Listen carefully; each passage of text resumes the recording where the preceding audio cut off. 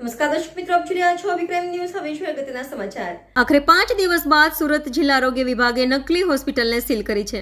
આ સાથે જ હોસ્પિટલની બહાર નોટિસ લગાવીને આરોગ્ય વિભાગે સંચાલકને 7 દિવસમાં સંબંધિત દસ્તાવેજો અને તમામ વિગતો રજૂ કરવા કહ્યું છે.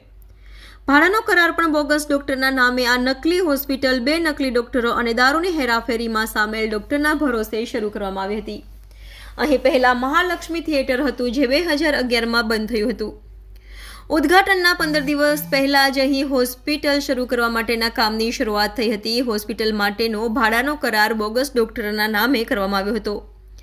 2 બોગસ ડોક્ટરો અને દારૂની હેરાફેરીમાં સામેલ એક ડોક્ટરે આ રેન્ક એગ્રીમેન્ટ કર્યું હતું. બોગસ તબીબ બબલુ રામાશ્રય શુક્લા, રાજારામ દુબે અને ડોક્ટર જીપી મિશ્રાના કારનામાથી લોકો પણ આશ્ચર્યમાં છે, કારણ કે અગાઉ 2 નકલી ડોક્ટરોની ધરપકડ થઈ ચૂકી છે. તેમ છતાં ક્લિનિક છોડી હોસ્પિટલ શરૂ કરવા જઈ રહ્યા હતા આ લોકોએ સપ્ટેમ્બર માસમાં ભાડા કરાર બનાવ્યું હતું. હું doctor Anil Patel, chief district health officer, તેમજ ડિસ્ટ્રિક્ટ રજિસ્ટ્રિંગ ઓફિસર ઓથોરિટી. હોસ્પિટલની બપોરે મુલાકાત કરવામાં આવી હતી, પણ જે એમનું જે પરમિશન, જે આપણો એક્ટ છે ક્લિનિકલ એસ્ટાબ્લિશમેન્ટ એક્ટ હેઠળ, કોઈ પરમિશન લેવામાં આવી નથી, તેમજ લેખિતમાં પણ કોઈ જાણકારી આપવામાં આવી નથી. અને ફાયર એનઓસી અને બાયોમેડિકલ વેસ્ટના પ્રમાણપત્રો એનઓસી લેવાનું થાય છે, તે પણ અહીંયા ઉપલબ્ધ નથી. એટલે પ્રથમ જે અવલોકન છે એ પ્રમાણે એમની પાસે પૂરતા એનઓસી નથી.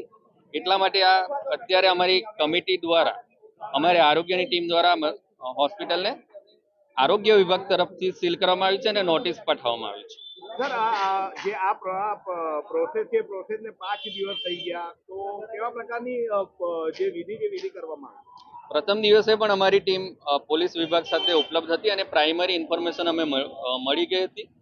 અને અત્યારે આજે બપોરે અમે જે આવ્યા છે એ બધું અવલોકન કર્યા પછી અત્યારે જે એમાં જે એક્ટ છે એમાં ભંગ થયેલો એવું જણાય છે, એટલા માટે અત્યારે સીલ કરી રહ્યા છે. અને એમને જે પણ પ્રમાણપત્રો રજૂ કરવાના થાય છે એક્ટ મુજબ, તે રજૂ કરવા માટે આવતા ગુરુવારે એમને મારી ઓફિસમાં બોલાવ્યા છે.